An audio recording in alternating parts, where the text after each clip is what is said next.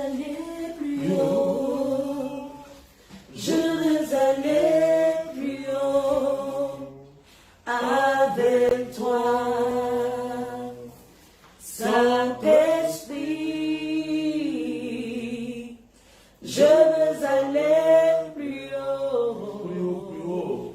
Je veux aller plus haut avec toi. Saint-Esprit. Shalom, frères et sœurs. Nous sommes en direct de Fréjus pour la retransmission de cette émission. Aujourd'hui, avec le frère Clément, nous continuons notre cheminement qui a pour thème de la vie charismatique à la vie mystique. Et aujourd'hui, particulièrement, le frère Clément va nous enseigner sur 1 Corinthiens chapitre 9, verset 27. Je traite durement mon corps afin de l'assujettir, pour que je sois moi-même pas disqualifié. Shalom, que Dieu vous bénisse. Que Dieu vous bénisse. Alléluia. Nous sommes effectivement en direct de Fréjus. Nous sommes en mission, la grande mission organisée par la communauté Merci de l'amour, qui a pour thème Kérigme. Et nous vous bénissons dans le nom puissant de notre Seigneur Jésus-Christ. En effet, je vais lire un passage très simple de Paul et nous allons comprendre un peu le sens de la vie mystique. Ne savez-vous pas que dans les courses du stade, tous courent, mais un seul obtient le prix? Courez donc de manière à le remporter. Tout athlète se prive de tout, mais eux, c'est pour obtenir une couronne périssable, nous une impérissable.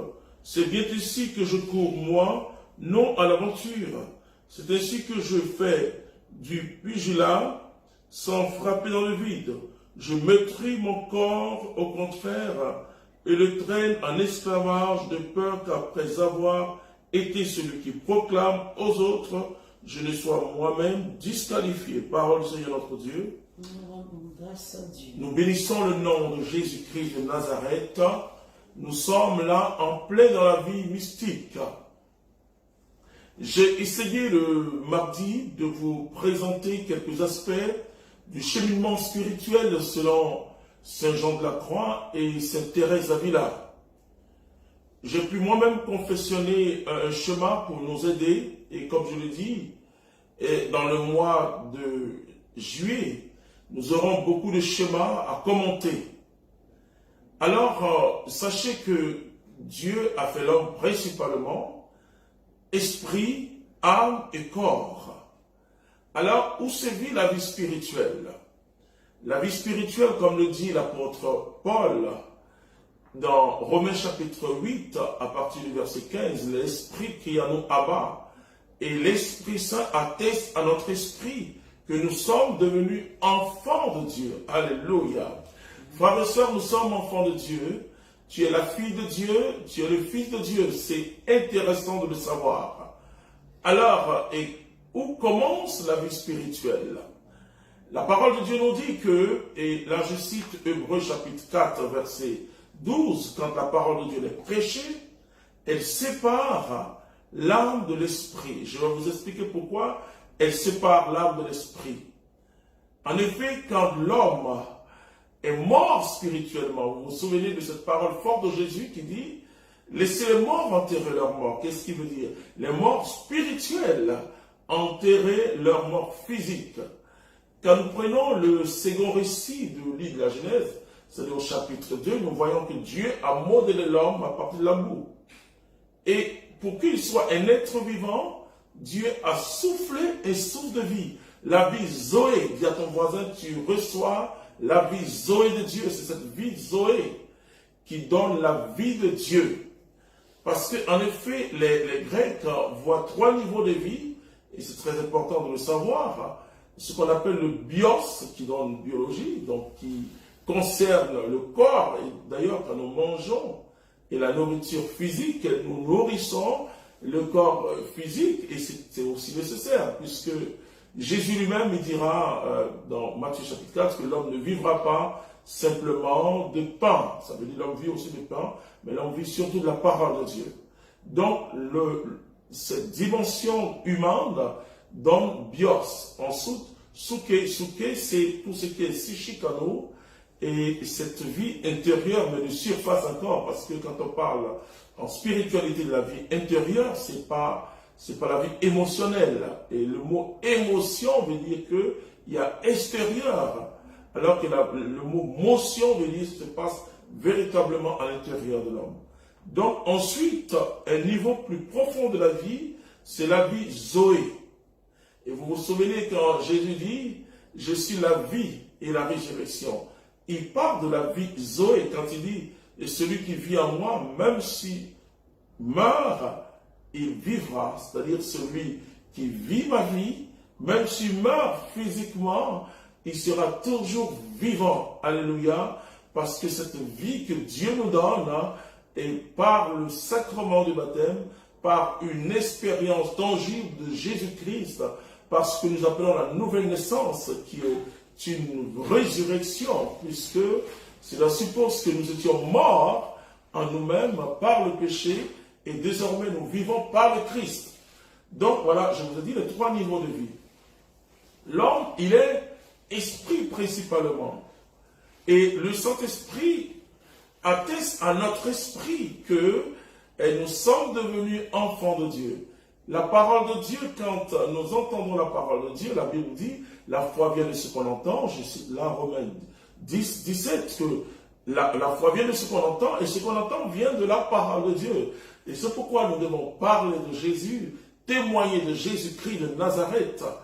Alors, et nous naissons de nouveau. Et Jésus dit en Jean au chapitre 1, à partir du verset 12, 13, 14, vous pourrez lire, et que à tous ceux qui l'ont reçu, ces gens qui parlent plutôt, ils ont reçu la vie de Dieu.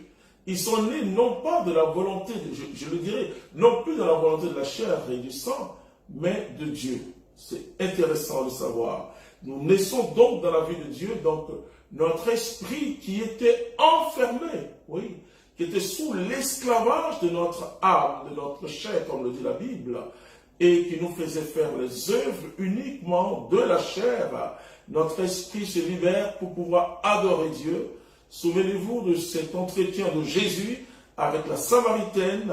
Il a dit, l'heure vient, et je te dis, mon frère, ma soeur, c'est maintenant où les vrais adorateurs adoreront le Père en esprit et en vérité, car Dieu, il est esprit, et ceux qui l'adorent doivent l'adorer en esprit et en vérité.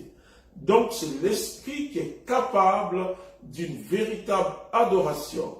Donc, nous naissons dans la vie de Dieu, et les charismes et autres sont des dons que Dieu nous donne pour notre vie spirituelle. D'abord par exemple, le charisme, pour la construction du corps du Christ. Quand tu reçois un charisme, mon frère, ma soeur, c'est pour ta communauté, c'est pour l'Église. Et Dieu se sert de toi pour l'édification du peuple de Dieu. Nous recevons aussi des dons de sanctification qui sont des dons majeurs. Et comme le dit Isaïe au chapitre 11, qui est, vous comprenez, on parle de l'esprit de sagesse, d'intelligence, de connaissance, etc. Alors qu'il nous permet de notre vie intérieure. Ce sont des dons majeurs que j'appelle des dons hiérarchiques pour la sanctification de notre vie. Et ces dons-là nous concernent personnellement dans notre croissance spirituelle. Et nous recevons, et tout cela nous fait porter le fruit de l'esprit. Alors, nous naissons vraiment de la vie de Dieu. Mais notre âme, de quoi est composée notre âme? Notre âme est composée d'abord d'une volonté, et c'est très important. Et c'est pourquoi l'Écriture nous parle du jugement de l'âme, puisque c'est l'homme qui choisit lui-même de faire le bien ou le mal. Comprenez que au commencement, Dieu avait mis pas un frein à l'homme, mais Dieu avait, entre guillemets, encadré prophétiquement, je dirais, cette liberté en disant à l'homme, écoute, ne mange pas le fruit de l'arbre de la connaissance du bien et du mal. Parce qu'à partir du moment où tu vas connaître le bien et le mal, tu es obligé, entre guillemets, de pratiquer le bien. Alors, mais malheureusement, l'homme a violé parce que Dieu a créé l'homme dans une grande liberté et c'est le mauvais usage de cette liberté qui a entraîné sa chute. Voilà, donc, nous sommes désormais responsables devant Dieu. Et c'est pourquoi Jean, en nous parlant du jugement, il dit que la lumière est venue dans le monde et les hommes n'ont pas accepté la lumière. Et le jugement, c'est ça, c'est parce que nous n'avons pas accepté la lumière. Et finalement, c'est nous-mêmes qui nous jugeons, c'est nous-mêmes qui choisissons la voie sans issue. Alors, donc, notre âme, il y a notre volonté, au cœur de notre volonté, il y a notre libre arbitre, et qui reste inviolable. Le démon, il agresse l'homme. Mais Dieu nous fait des suggestions, des propositions. Il dit, je suis à ta porte, je frappe. Et si tu ouvres, j'entre. Mais le démon, qu'est-ce qu'il fait? Il passe par les ruses pour créer des portes où il entre. Il peut escalader les murs, il peut fracturer les portes et entrer. Donc, ensuite, il y a nos sens. Nos sens, nos 5 sens, vous comprenez, et qui ont été dès le commencement souillés, puisque, et quand on voit bien Adam d'abord et Ève plutôt, elle a écouté, donc c'est lui qui est là, qui entend, et quand si tu veux grandir, c'est pas toutes les conversations que tu dois entendre. Et tu comprends? Parce que quand quelqu'un est en train comme on le dit en langage très simple, critiquer, c'est dans le sens de dénigrer ton frère, ta soeur, c'est vrai, tu peux être là. Et c'est pourquoi les Juifs font une différence entre entendre et écouter. Entendre, c'est simplement une fonction, et j'entends par lui, cette faculté que Dieu me donne, mais écouter, c'est la profondeur. C'est laisser cela descendre dans mon cœur, et c'est très important. Et donc, le démon a commencé à parler, ensuite, Ève a vu, donc vous comprenez que la vue est entrée, ensuite, le goûter, le toucher, et tous ces sens ont été souillés. Et donc, ensuite, les sens provoquent des émotions. Quand on parle de la joie charnelle, vous savez, il y a un chant que je donne toutes mes excuses à celui qui a composé ce chant. Il y a un chant qui dit, je suis dans l'émotion. Ah non, non, non.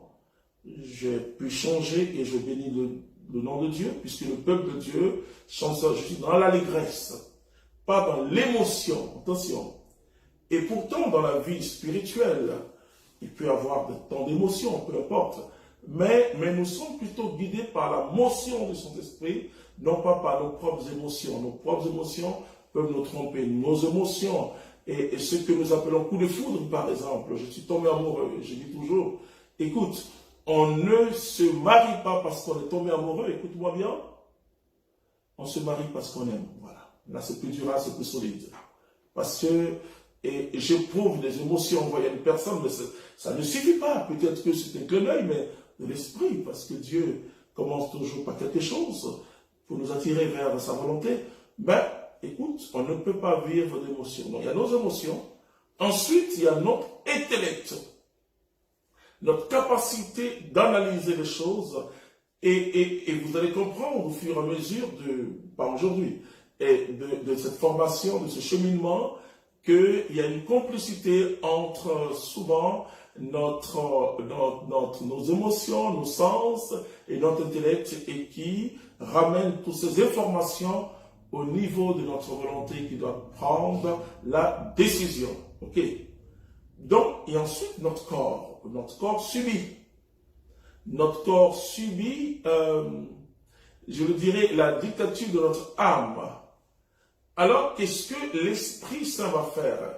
Sainte Thérèse d'Avila et Saint Jean de la Croix disent que dans ce qu'ils appellent les demeures de la vie mystique, de la vie spirituelle, ils parlent d'abord des zones où l'homme, surtout la première zone, la deuxième, la troisième zone, je vais vous expliquer, où l'homme doit faire des efforts.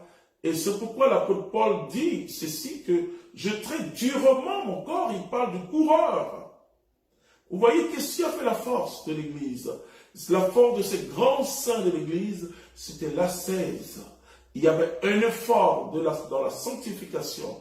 C'est vrai, Jésus nous donne la grâce, il n'y a pas de problème, nous ne sommes pas sauvés par nos efforts, et c'est ça la différence, peut-être la grande différence entre les traditions religieuses et le Christ qui vient. Le Christ vient, il se donne, voilà. Il se donne, et c'est le Christ qui nous cherche, comme dit la brebis égarée, je vais à la rencontre de cette brebis. Sans la grâce de Dieu, et c'est un mot assez barbare sur le plan théologique, l'autocommunication de Dieu. Sans cette grâce de Dieu, nul n'est capable d'accepter le Seigneur, mais en même temps, c'est librement que le Seigneur nous propose, et le Seigneur veut l'exercice de notre liberté. Et donc, comme le dit la parole de Dieu dans Osée, je la conduirai dans le désert et je la séduirai. C'est-à-dire Dieu, effectivement, par l'Esprit Saint, magnifie les œuvres de Jésus. Parce que l'Esprit Saint ne parle pas de lui, comme le dit Jésus, mais il glorifie Jésus. Alors l'homme, et là je veux insister sur la thèse, le renoncement. Je vais vous donner quelques témoignages parce que je ne veux pas être parler en l'air, je donne toujours la gloire au Seigneur Jésus-Christ. Quand je vous donne ce témoignage, je ne vous dis pas que je suis un saint. J'ai vite compris, après une vie de désordre, parce que je rencontre beaucoup de chrétiens, surtout aujourd'hui, qui ont des problèmes au niveau de la sexualité, voilà, j'ai des envies, etc., qui sont... La sexualité, nous devons gérer notre sexualité, ça c'est tout à fait normal, mais gérer cette sexualité dans le Christ, c'est-à-dire que quand nous laissons l'Esprit de Dieu agir en nous, et finalement l'Esprit Saint nous oriente non plus vers, je le dirais, pas suffisamment, il nous oriente non plus vers uniquement, je le dis, les choses de la terre, mais plutôt les choses d'en haut. Et donc on a un désir de connaître Dieu, et plus on avance vers Dieu, on a le sentiment qu'on ne le connaît pas assez. Et ça, c'est ce que j'appelle une provocation du Saint-Esprit. Le Saint-Esprit nous provoque de l'intérieur. Il nous donne une soif, comme il est dit dans le livre d'Osée. Et il va arriver un moment où les hommes auront une faim, non pas de la nourriture, une soif, non pas de boisson, mais d'entendre la parole de Dieu. Donc Dieu nous conduit progressivement vers une grande soif de sa personne. Alléluia. Alors, nous avons le désir de faire des efforts. On commence vraiment, et là je le dis, que la vie mystique a renoncé à ce qui nous attache, et on est attaché à des choses, mais les choses qui nous attachent. Et je vais vous dire, pour vous orienter un peu, il y a un moine qui a lu un livre assez spécial, parce que dans les monastères, on a ce souci de croissance spirituelle. Et dans ce livre, le livre lui disait, si tu es parfait avec Dieu, brûle tout ce que tu as. Alors qu'est-ce que ce moine va lire? Il dit, je brûlais le livre qui me disait de tout brûler. Donc la foi chrétienne, ce n'est pas tout brûler, voilà, c'est avoir d'abord un discernement. Je suis attaché à quoi? Je dois être attaché à une seule personne, Jésus-Christ de Nazareth. Par exemple, avant de me marier moi, quand le Seigneur a voulu que je me marie, parce que ce n'était pas aussi évident, et quand vous ressentez cet amour fou de Dieu, et surtout après une vie de débauche, je le dirai, voilà. Et Dieu m'a permis de comprendre sa vie Zoé. Alors, ce que l'Esprit de Dieu m'a aidé à faire, c'est le discernement. Je demande 5 signes, je ne vous demanderai jamais de le faire quand vous voulez vous marier. 5 signes au Seigneur avant de me marier. Et comme le dit le Saint Jean-Paul II, il dit on se marie en genoux, on ne se marie pas debout. On ne se marie pas sur le lit. On se marie en genoux, c'est-à-dire dans la prière. Et je dis merci à Dieu qui a attesté que cette femme, cette jeune fille devait être mon épouse. À Dieu soit la gloire, je l'aime. Mais qu'est-ce que j'ai dit à cette dernière? Écoute, je ne pourrai jamais t'aimer comme j'aime Jésus. Vous savez, il y a un chant, oh, comme j'aimais Jésus. Vous voyez, c'est pas possible. Paul dit, si je vis, ce n'est plus moi qui vis, c'est Jésus qui vit en moi jusqu'à aujourd'hui. J'aime Jésus plus que mon épouse, plus que mes enfants. Qu'est-ce que Jésus dira à celui qui n'est pas sa propre chair, celui qui n'est pas père, mère, enfant, mari et femme? Cela n'est pas, n'est pas prêt à se séparer. C'est très important.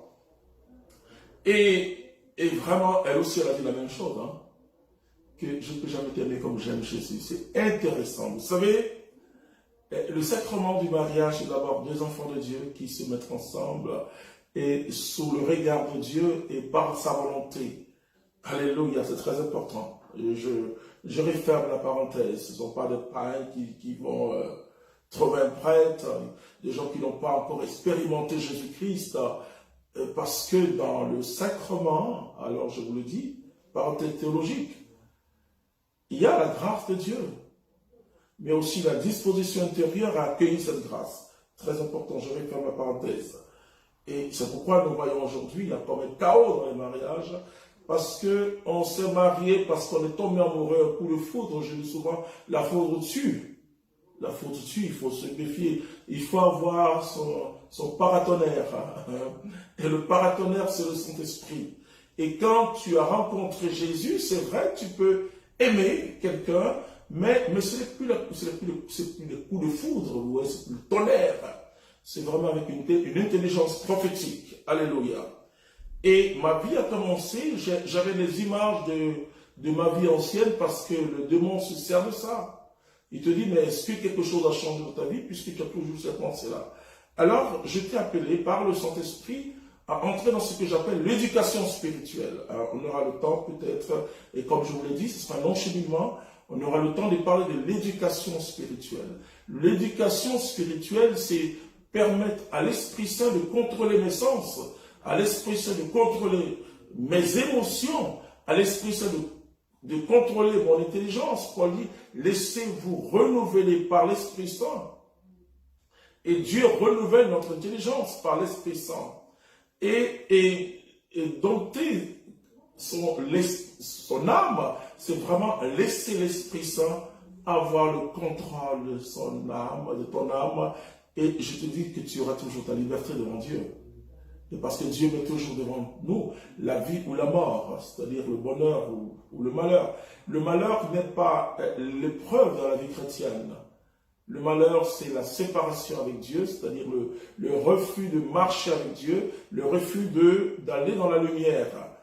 Alors, et qu'est-ce que l'Esprit Saint qui est en nous va faire? L'Esprit Saint va éclairer notre esprit et qui fera de nous fils de Dieu. Alors, le travail de l'Esprit Saint, c'est le travail de la sanctification. La sanctification, vous pouvez avoir tous les charismes du monde, mais c'est cette purification intérieure que l'Esprit Saint va apporter. Et cette rééducation, parce que Adam a été fait dans une perfection absolue. Et le péché est entré dans le monde. Et par la désobéissance, et donc la grâce vient par l'obéissance. Donc l'Esprit Saint va nous aider tout en conservant, et parce que la vie chrétienne, ce n'est pas renoncer à ma liberté, mais c'est remettre cette liberté entre les mains de celui qui m'a donné cette liberté, qui est Dieu. Voilà. Et donc l'Esprit Saint progressivement va purifier nos sens, va purifier nos émotions. Vous voyez, je dis souvent, écoute, c'est vrai qu'il n'y a pas de vie humaine sans émotion, mais nous devons nous laisser conduire par le Saint-Esprit à travers la motion du Saint-Esprit. Ce n'est pas aussi simple, je reconnais que ce n'est pas aussi simple, mais par exercice. Alors, tu peux entrer dans l'exercice. Ce que tu aimes, sois prêt à te détacher de ce que tu aimes. En dehors de ton mari et de ta femme, hein. Écoute-moi bien. Mais tu dois aimer Jésus plus que ton mari, plus que ta femme, plus que tes enfants. Mais si, et la Bible dit ceci, si ton bras gauche te gêne, t'empêche d'aller dans le royaume, coupe ton bras gauche. Mieux vaut entrer dans le royaume manchot que d'entrer dans le feu avec ses deux mains. Qu'est-ce que Jésus veut dire? C'est la toute préférence du royaume. La toute préférence du royaume. Et la toute préférence du royaume, et quand je m'étais, parce que la conversion c'est un processus, Quand j'ai donné ma vie à Jésus-Christ, c'est vrai que l'alcool, la cigarette, tout ça est parti rapidement.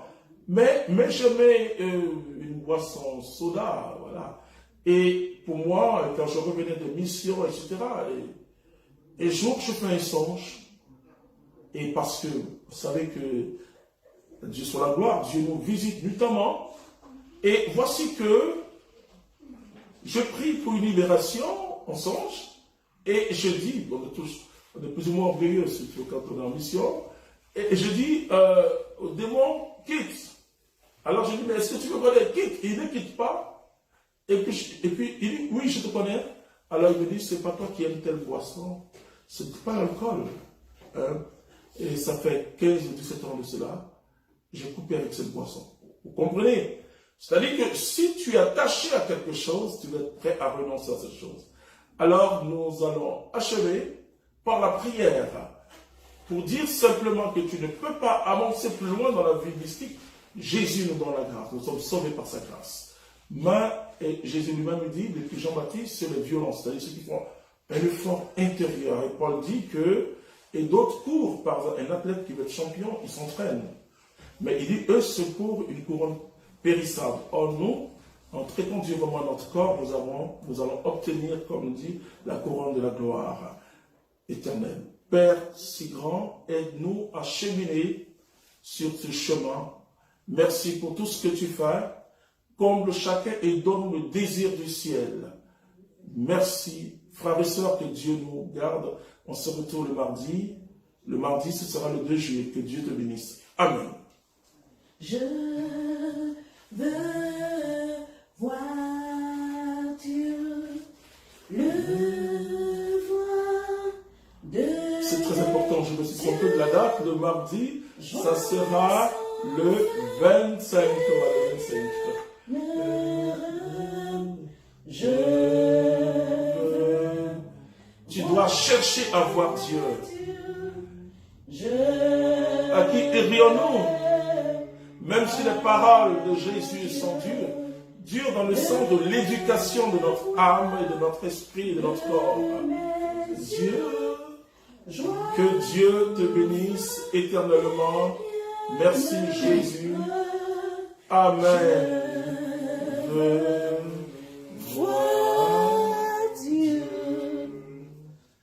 Merci frères et sœurs. Alors tout à l'heure, nous nous rendons à la paroisse Sacré-Cœur de Fréjus pour ce grand temps qu'on appelle le Kérigme. Et donc voilà, vous pour la suite, suivre. pour la suite du Kérim. Voilà, merci. Dieu vous bénisse. Amen.